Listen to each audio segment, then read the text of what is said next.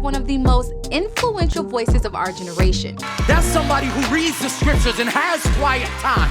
That's somebody that knows how to worship. Pastor Michael Todd is sharing why you may be damaged, but not destroyed. And until we deal with our damage, we affect every person that is around us that we love. Now, before we hop into today's show, be sure to like, comment, and subscribe so you can be notified every single time we drop a new video. Now let's hop into the show.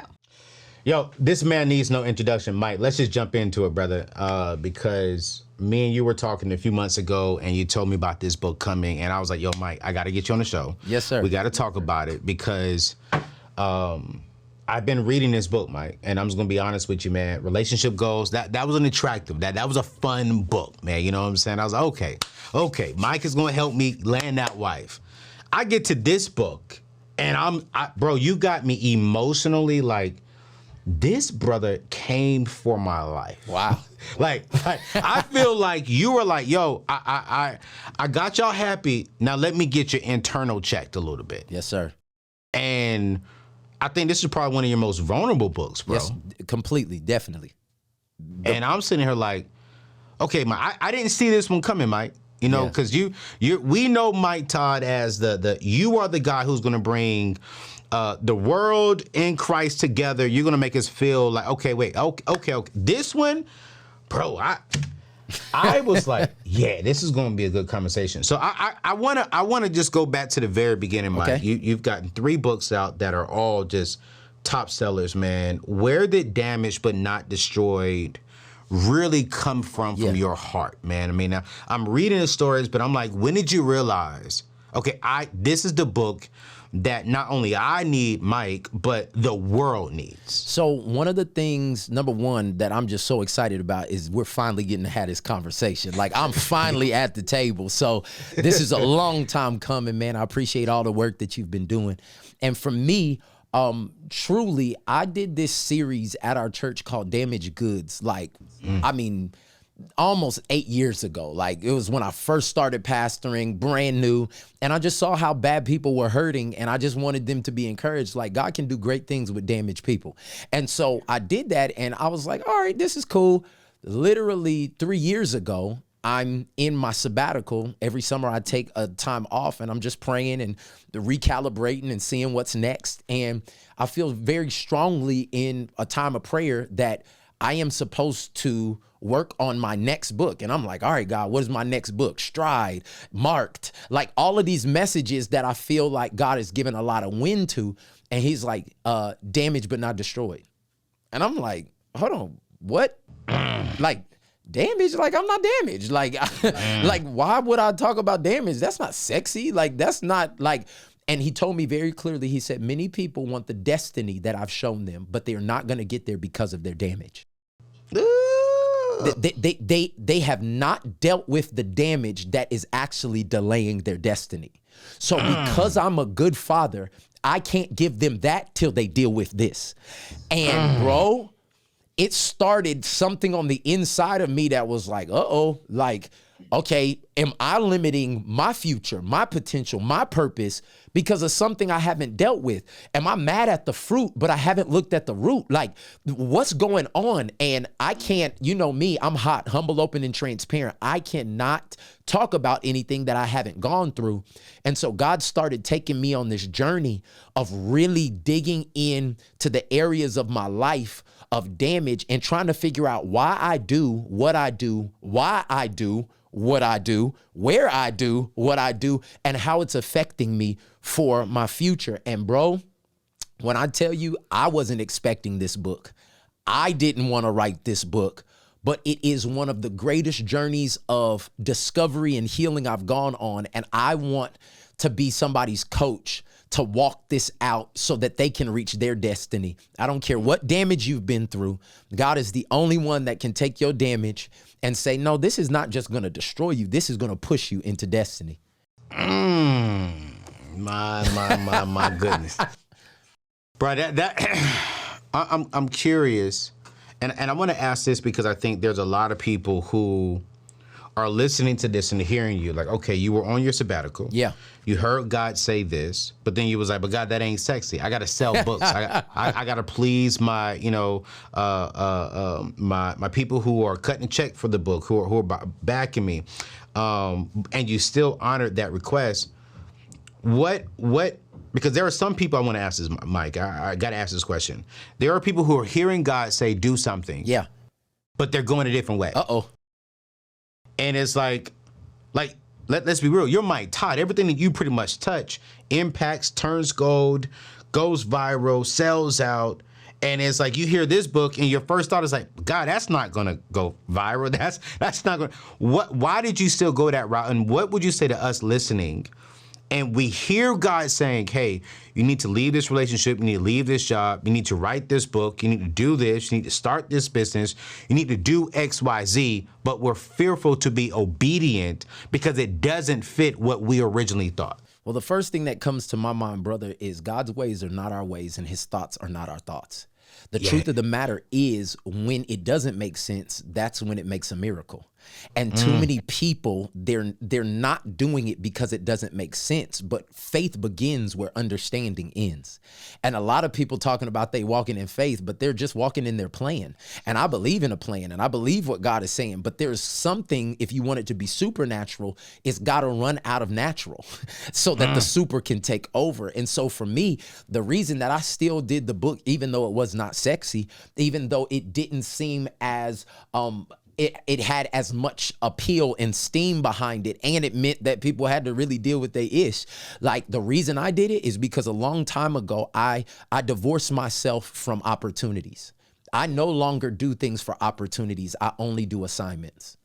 And many people right now are so caught up in, oh, such and such called, and I can do this now, and I can do that now. And I want to let everybody know everything that seems good is not God. And the thing of the matter is, it's that discernment to like, is this part of my assignment? Is this what I'm supposed to do? Because I found that when you do the assignment, God takes care of everything else. And so for me, I knew clearly I spent enough time with God. I spent enough time with myself to know when it's me and when it's him. I've spent enough time and I got too much proof. Like, bro, I've done things that don't make no sense and it's ended up in millions of dollars worth of assets. I know this don't make no sense, but it's about to make a miracle. And so for me, it was like, yeah, this don't make no sense. But I called the publisher. Hey, I got my next book. And it's like, what is it? Da, da, da, da. I said, damaged but not destroyed. We haven't heard that message. What is that about? And I was like, this is the process of going from trauma to triumph. And I want to help people. I mean, we just come out of 2020, people losing their businesses, people losing loved ones, people losing their identity, people losing their homes, and have been affected greatly mentally, emotionally, and physically by this season we've been in. And people really don't know if there's a reason to continue to go. And my overwhelming message is I'm going to share with you authentically and transparently all the crap I've been through. Like, I tell everything in this book, bro. I'm not waiting for a later moment. I told somebody the other day, I said, this is the book people write when they 65. And yes, sir. Do you understand what I'm saying? Yes, sir. I believe that the reason it's going to be real and impactful is because I'm writing it a year, 2 years after it happened, because I really did the work. And I just believe if people really do the work, man, you've never seen your life. It's like I've gone, bro, from living in black and white to being in HD color. Like, nobody can steal the work that God has done in me, and how much now my damage, I literally embrace it, because then it's the thing that leads me to the destiny that God has for me, man. So you already see I'm hype off this stuff, bro. It's real for me. Yo. But I just believe people can be changed. Yo, what's going on, fam? Are you ready to make a big career move here by the end of this year? Why not pivot into the flourishing tech industry with the Bethel School of Technology, recognized globally as the sole Christian online tech bootcamp? You see, with African Americans constituting a mere 7.9% of the U.S. tech workforce, I believe it's time to narrow this display and unlock opportunities for everyone in this thriving sector. Bethel Tech is steadfast in its mission to make tech careers accessible, rewarding, and economically advantageous for all individuals. Their comprehensive 9-month program is designed to equip you with the necessary skills to propel you into your technology career and move forward at a high speed. You see, recent reports from Indeed suggest that software developers in the U.S. command an average annual salary of approximately about $103,000. This is well above the national average of $48,000. You see, diversify your tech education by choosing from their specialized programs like cybersecurity and UI/UX design.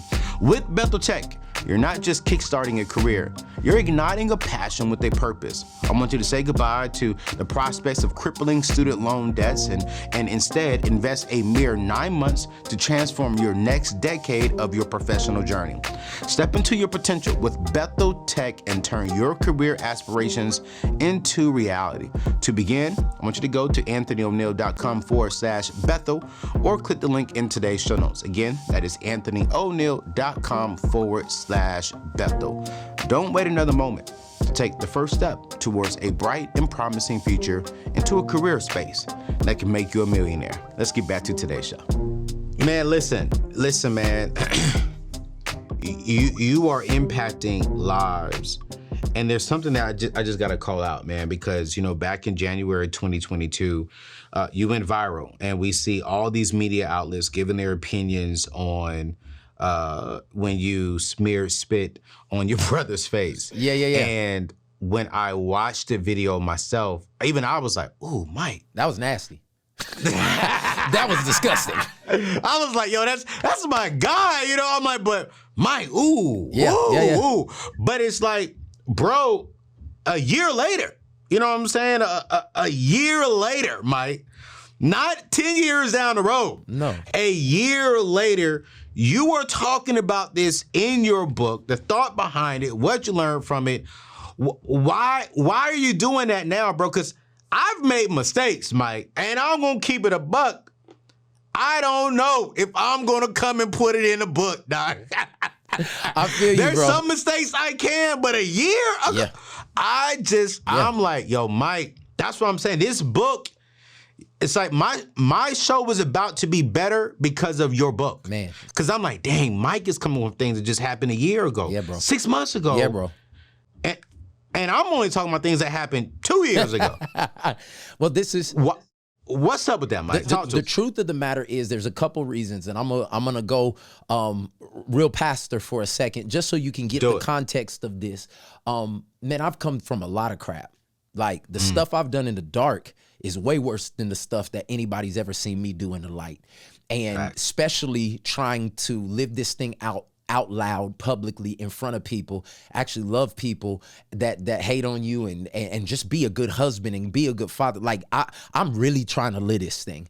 And so when I look at the Bible, it says we overcome by the blood of the Lamb. That's what Jesus did. I have nothing to do with that. But my part of that scripture is, and the words of my testimony.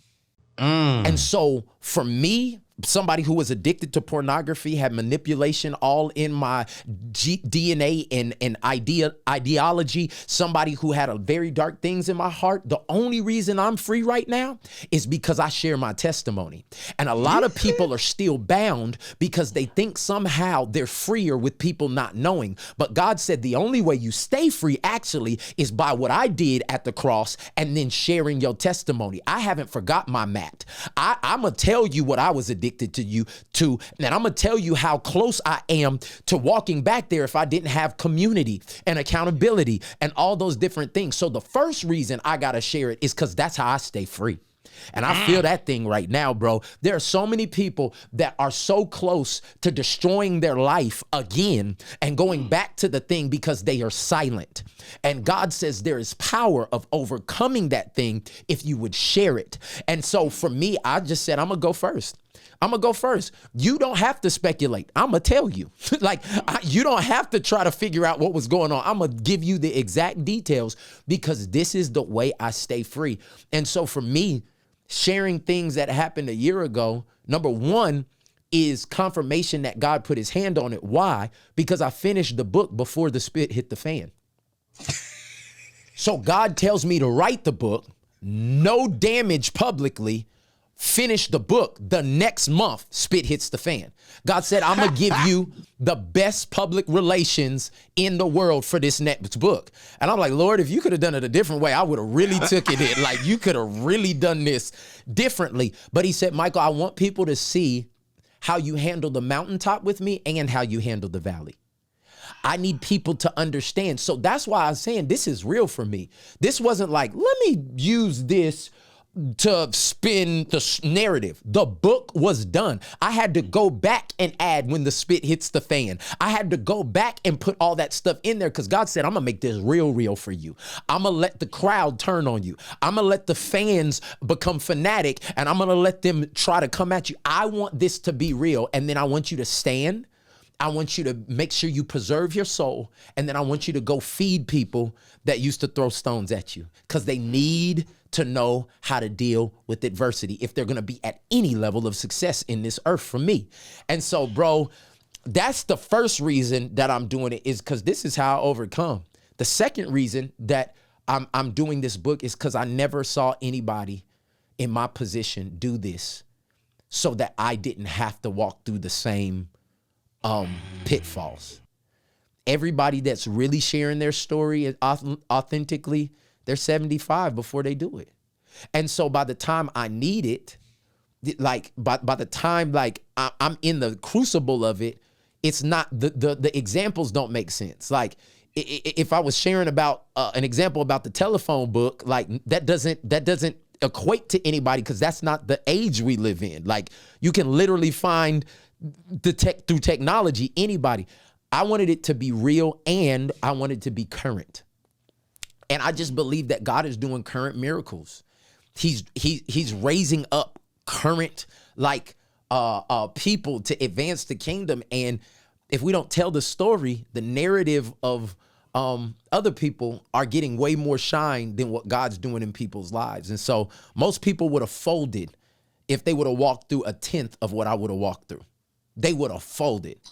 And bro, I'm here more ready, more clear, more called than I've ever been, bro, because I know what that purification process has done for me. And so I had to write it. I had to be obedient because somebody out there watching this, listening to this, they're going to face similar things and they need to know that we can make it through this. Like the value is still in you. Yeah. Yeah. You know, one of the things I like about you, Mike, and I really want you to talk about this, man, because you know, they call you the pastor of our generation. Like it's you're so real, you're so relevant, you're so relatable. And I feel as if, and correct me if I'm wrong, because you're in this chair now as a senior pastor.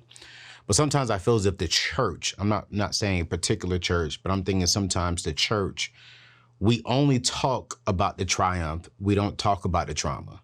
We only talk about the success. We don't talk about the hell that we went through. we only talk about marriage, but we don't talk about the whole season that we had. Come on, and it's dog. like it's like for me, I'm like, is that why we're not seeing as many people come to Christ? Because the church per se, we're only talking about the highlight. But we're not addressing the damage stuff that we've all been through. Yes. Heck, let's be real. We're not even talking about some of the things that we still are battling, that we're still working through. Talk. You know what I'm saying? It's like, but hey, I know on the inside I'm dealing with this, but God, da-da-da-da-da-da-da-da. And then it's like, I feel as if the reason why you've been able to really capture America, not just America, the world, the way that you have is because you're leading with books like this. You're leading with, but let me be transparent and honest with you all. Let's be real. Yeah. What can we do better as the church? I'm talking about all of us, to really bring more people into Christ without, watch this, because I do want to be respectful and say, hey, listen, some things we don't need to be talking about. Yes, let's be real. Not everything needs to be out. Yeah. But how can we still be relevant and real and show some of our trauma without it misrepresenting the kingdom to bring more people in? One word, remember. If you would just remember who you were, where you were, what you were doing when the grace of God found you. if you would just remember you getting on the Bible app and then getting on a pornography website, if you would just remember you taking your tithe money and spending it to go on a trip with your friends. If you would just, I mean, come on, let's think about it. If you would just remember all the times you said, God, if you get me out of this, I promise I'll never. And you went back the next weekend and did the same thing. It's like we have this amnesia, this like where we forget. And if we get a season of being away or maturing from something, then we crucify people who are in the season we was just in. And it's just like, it's like if you don't get that it was the unmerited, undeserved, unearned favor and kindness of God that found you, and now you're putting blockages between people and the cross. Like, what are you doing? You become a stumbling block. You become somebody who is preventing people. And a lot of Christians are actually Pharisees and Sadducees, if we want to get deep into it. Like, they remember all the customs and the religious things, but Jesus comes in the New Testament and he says, I don't mean to preach today on here, Anthony, but it's just, it's coming out of me right now. But he literally says, you can prophesy, you can speak in other tongues, you can literally have angels in communication with you. But if you do not have love, everything that you do is like a gong, a clanging cymbal. What he's saying is everything you do outside of love is annoying to me. And how many believers are walking, doing God's will, but they're not doing it in love. They're actually doing it out of insecurity. They're trying to create levels to where they are and where somebody else is. And that's why I just keep saying, man, if we all could really get healed, if we all could deal with our trauma, because that comes from somewhere, like how we act, how we come into a room, how we retreat, all that stuff is connected to something. And if we could deal with the roots of stuff, we could change the fruit of stuff. And so for me, man, I just think the church has to do a better job at remembering. And then when we remember, then you can relate. It's very hard to correct somebody you don't have a relationship with. Like, I don't want nobody coming to tell me nothing and you ain't said hi to me. You don't know my name. You don't know. Like, the first thing you gonna say to me is you need to change clothes. You can't wear that. We don't say that. And it's like, hold on. Like, what other institution draws people in by casting them out? Like, come on. That is not what Jesus did.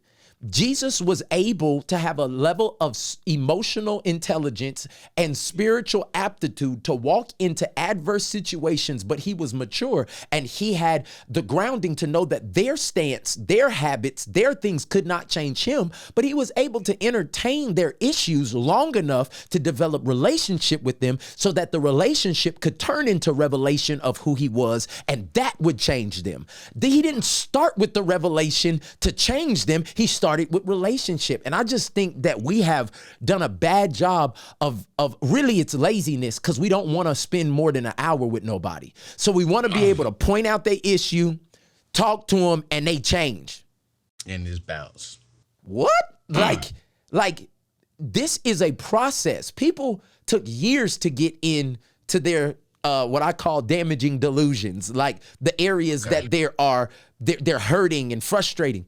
It may be a journey to walk out of it. And the truth of the matter is most people don't want to journey with nobody because they don't feel like it's worth it. But that's kind of what God commands all of us to do. Go into all the world and make disciples. Like, and so, yeah, man, you got me on a soapbox right now, but like, if you open me up, bro, I'm going to tell it what it really is, dog. Tell it what it really is, though. But I want to go back to, Mike, you're all over. Millions on YouTube. People are watching you. I mean, I'll log in on some of your Sundays. If I'm out of town from my church, my Pastor Stephen Chandler, and I'm out turning to your church, man, you'll have hundreds of thousands tuned in. I'm curious, man, the human side of you. When the spit hit the fan. Yeah.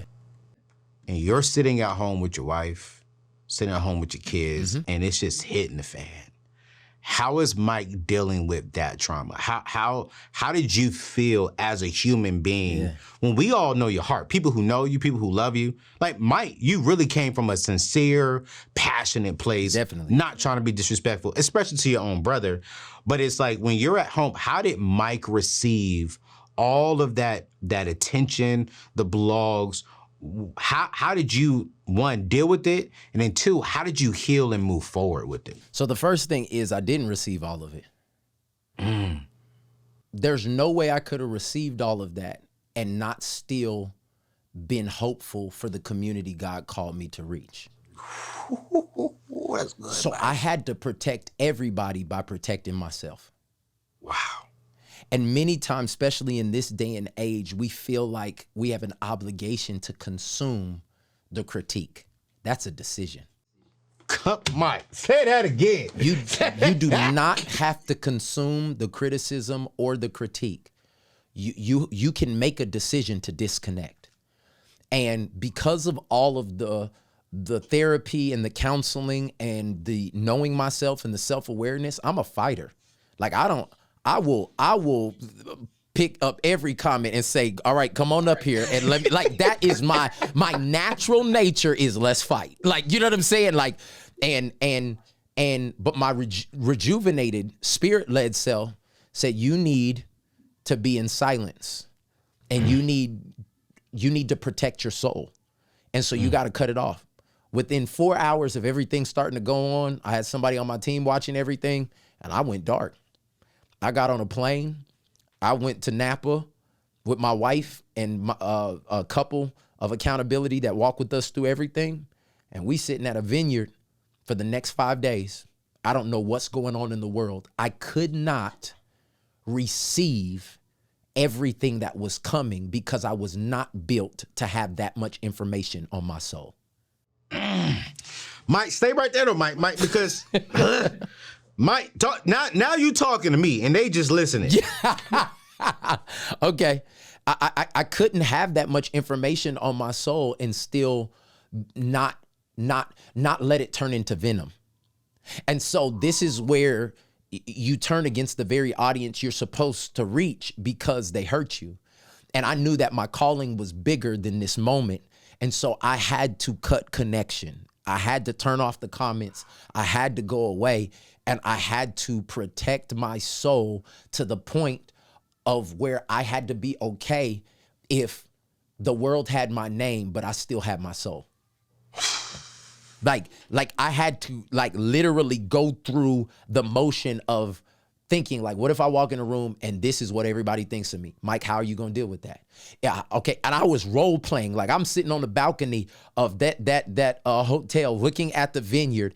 And you know, the crazy thing about this, I couldn't have planned this. This happened in January, late January. And this is my first time at a vineyard. And I'm looking and I'm like, I thought this thing was supposed to be full of grapes and all this other stuff. But every day, all these people are coming back and all they're doing is cutting back these vines.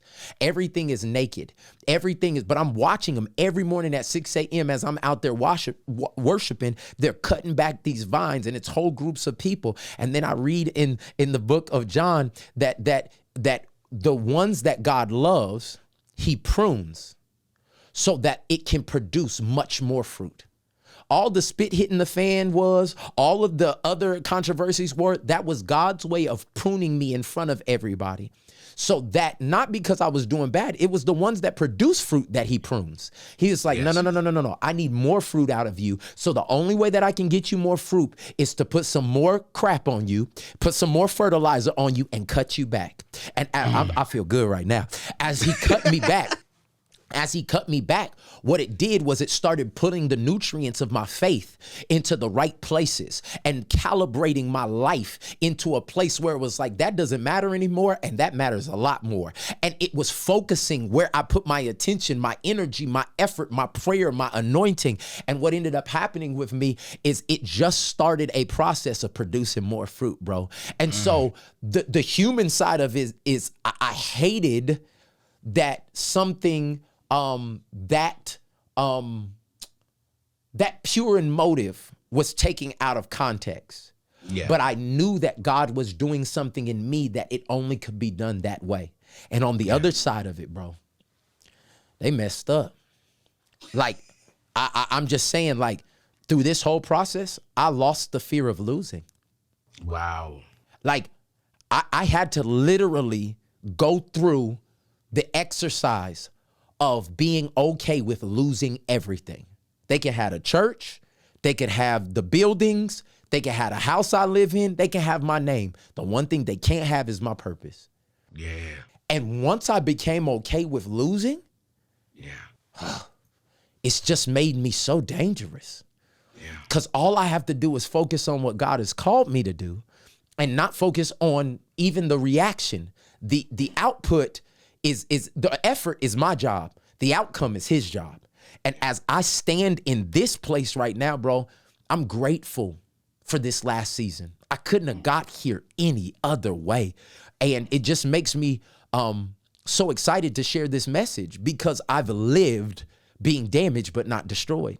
And yeah, man, I feel I feel that so many people listening to your podcast specifically, they've had areas of their life that it's damaged their self-esteem, their credit, their business, their ideas, their ability to try, and they're trying to wonder, should I even do it again? And I just feel led to encourage you. Yeah, the value is still in you. There's a person on the inside of you, on the other side of this trial, this tribulation, this trouble, that is going to experience triumph. And that person is depending on you to do the hard work now so that you get to the place you are intended to be, your destiny. God can take all damage and redeem it and turn it into destiny. You know, I appreciate you for saying that, Mike, you know, because it's like, man, I'm like you, man. I and I'm just gonna be honest and vulnerable here. To this day, I read every single comment. No. Mike. No. But and I'll be honest, man. You made me have to drink some water on that. I got to drink some water.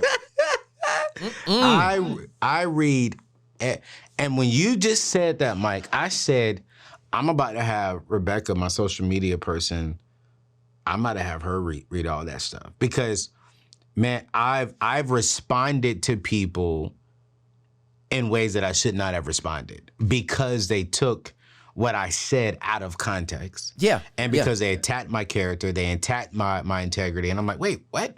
I'm trying to save you money. What do you mean? You know? Yeah. But they're like, oh, you don't get it. You got this, da-da-da-da. You this, you a sellout. I mean, I've been called every name from you're not black enough to you're too white to, you know, I even just say it, it's my show. You a nigger, you a sellout. Yeah. And it's like, man, those comments took me to a dark place. Yes, sir. That's the where only place even my team was you. like, yo, what is up with you? Like you're snapping, you're moody. You're not even your content is not even good. Because now, because I was reading all the comments, now I'm not speaking from my heart, my gut, my spirit. I'm not speaking what God told me to say. Yes, sir. I'm speaking back to them Negroes that I saw in my comments. You speaking to Jesus Man 919 who lives in his mama's basement. That's who you speaking to. Yeah, I know. And what I heard you say was, as soon as that stuff happened, I went to my wife, who was a part of my life. Yep. And then I went to an accountability couple. Yep. And we got the heck out of town. Yep. And cut off all social media. All social media. What are you talking about? You do not have access to me when I'm in vulnerability. You cannot be in the operating room with me, and you're not a trained doctor. If you are not here for my healing, I will shut the door and lock it when I am on the operating table. And too many people are allowing people with their opinions into their life when they're on the operating table. Like, you not sterilized, you not clean, you dirty, and you in here, like, just your words can infect me. Like, you cannot be here while God's doing heart surgery on me. And so we had to cut off all connection. And so Mike, go help those people, because they're like, okay, Mike, I hear you. okay, you're a pastor, you got this person. I just work over here. Who do I go to? Who do I know needs to be in the room during my operating time with God? Yep. But I don't want to offend my friend. That's my girlfriend. That's my boyfriend. That's the homie for 25 years. I don't want to offend them. So how do we know who to cut off for that time and not offend them for cutting them off? But then who do I give access to my heart? This is why you need to go get relationship goals. And then you need to get Darius Daniels' book, Emotional Intelligence, Relational Intelligence, because the truth of the matter is you cannot build friends for the valley when you're in the valley. You have to build friends for the valley when you're on the mountaintop. And the truth of the matter is it's too late. That's why that Ecclesiastes scripture says two are better than one, because when one falls, not if, but when they fall, the other one will be there to pick them up. They will have good success. They will have good return on whatever they do together.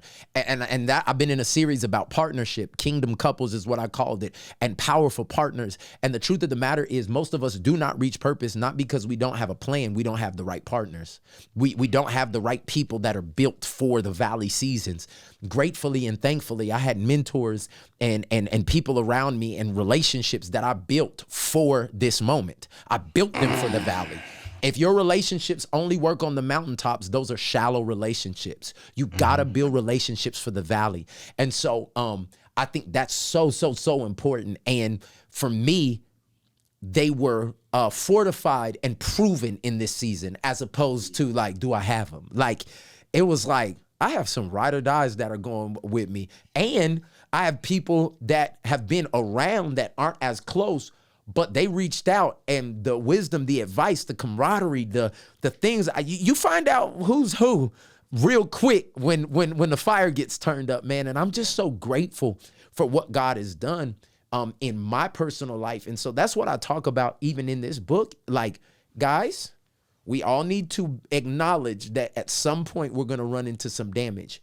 Who do you run to? Are they just as toxic?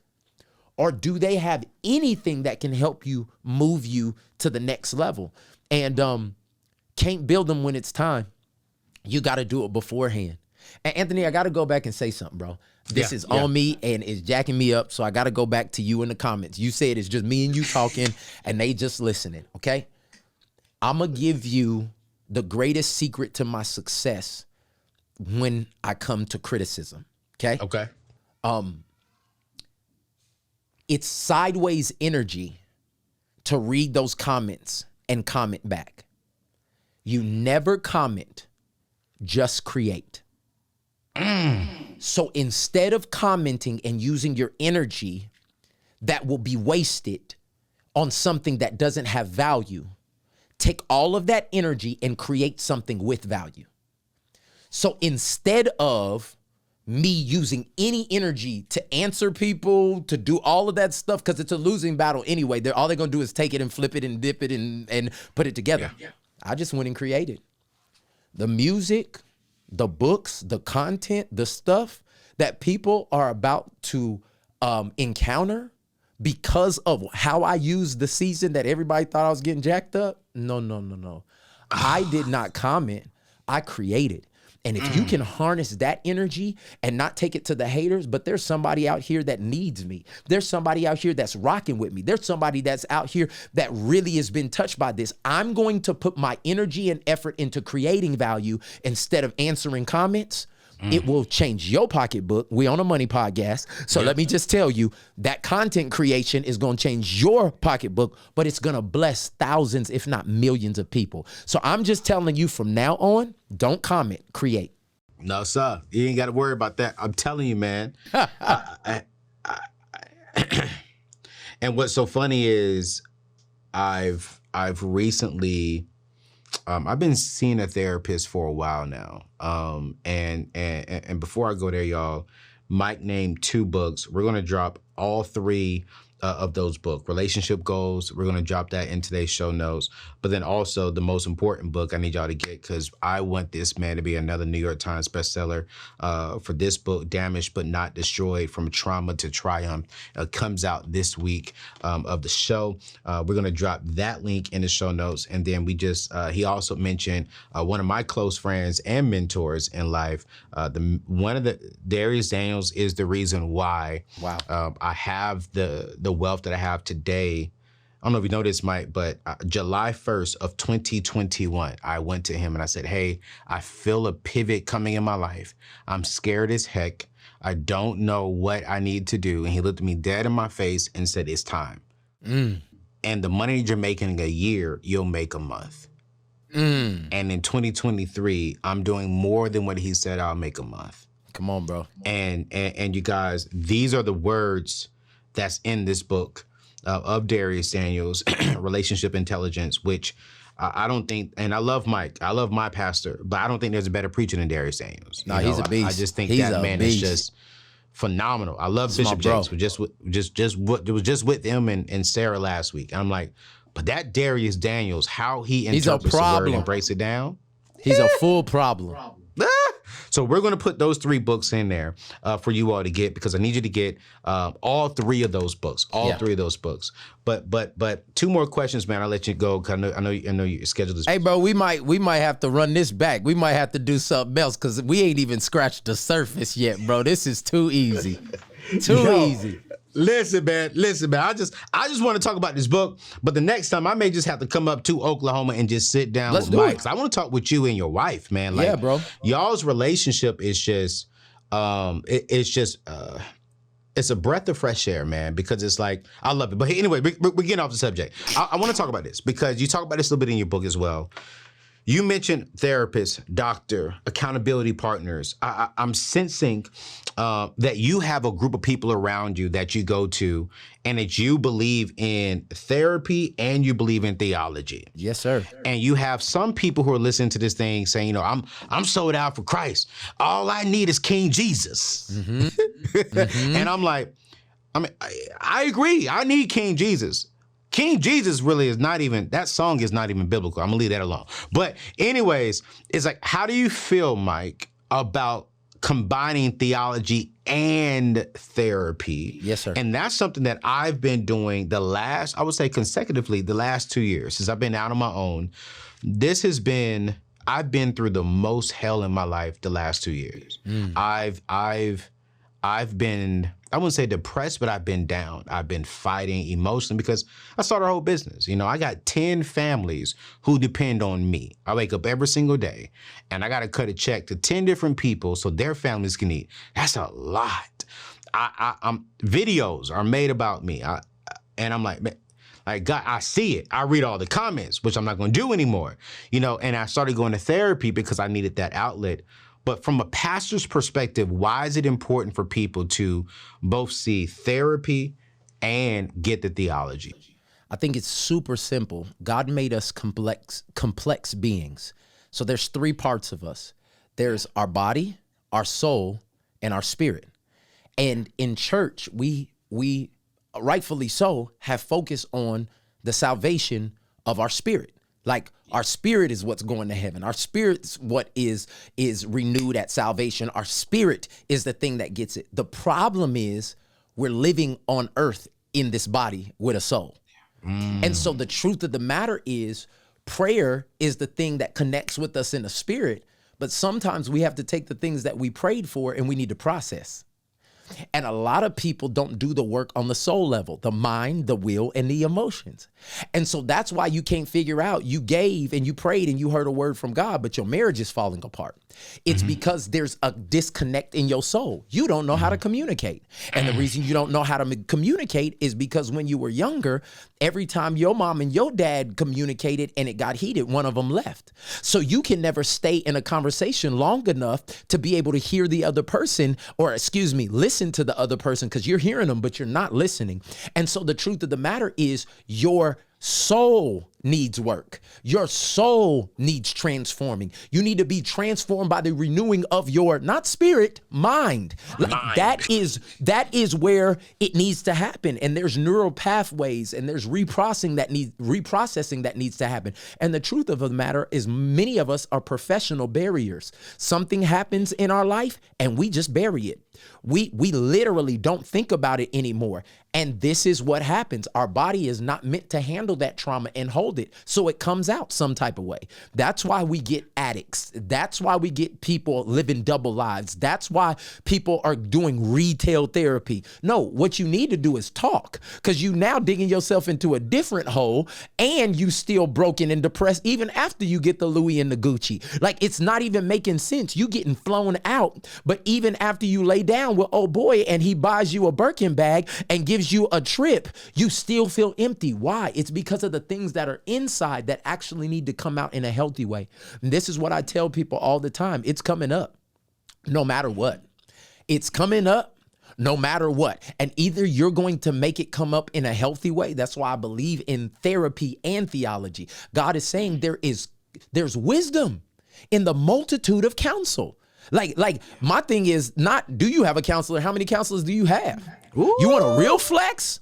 You need multiple counselors. I got people that talk to me about money. I got people that talk to me about my mind. I got people that talk to me about my church and the businesses I run. I got multitude of counsel. And people struggling with one counselor, get your weight up. You need to have multiple counselors. You need people around you that provide a different perspective that you can't see. And so for me, it's not an option no more. The old church used to say, just pray about it. And I say we need to pray about it. And then we need to take the answer that God gives us and then create a plan and a process around it. That's the only way that we're going to actually see the transformation that we want to see in our lives.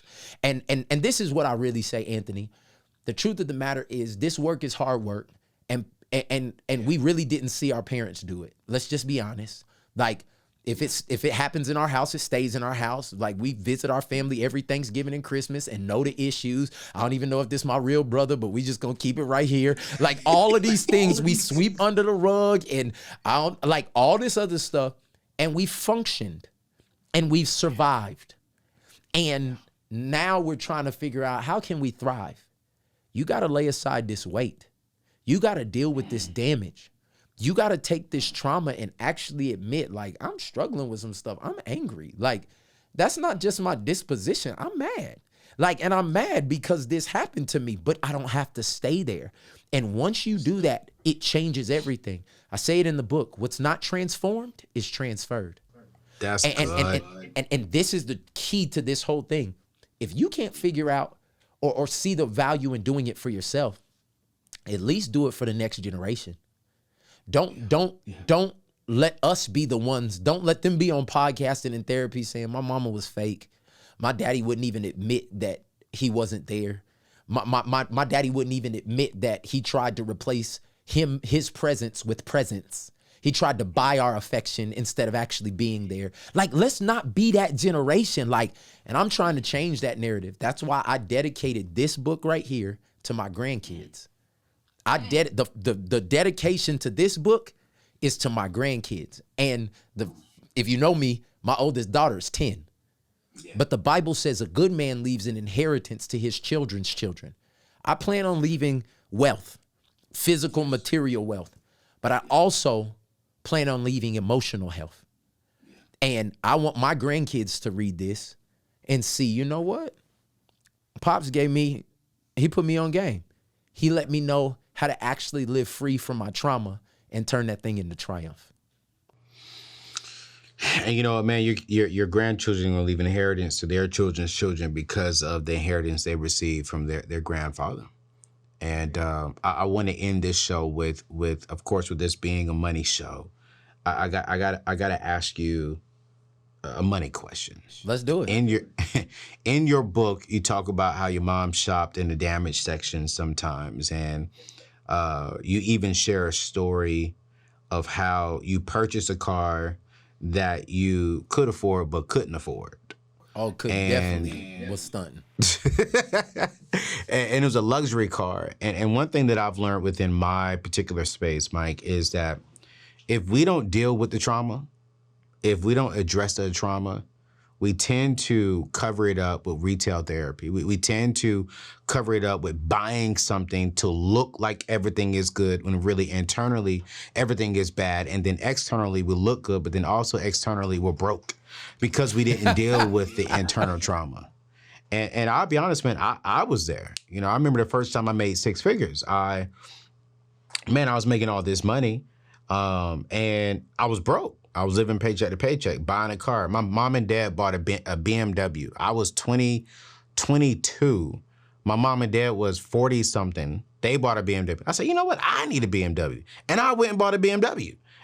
And I was like, what? Huh? What? And now I look at it, and I want to ask you this question, man. A lot of people are dealing with financial insecurities. A lot of people are dealing with financial trauma. How do we heal from that? How do we move forward in that area of our life? So the first thing that I would say to everybody is you can make it out of that. Like, I just want to give somebody hope and faith right now. You can make it out of that. I've made it out of that. Anthony's made it out of that. There are tons of people that made it out of that, not because of our platforms, because of our decisions outside of what people know. And this is where it actually changes.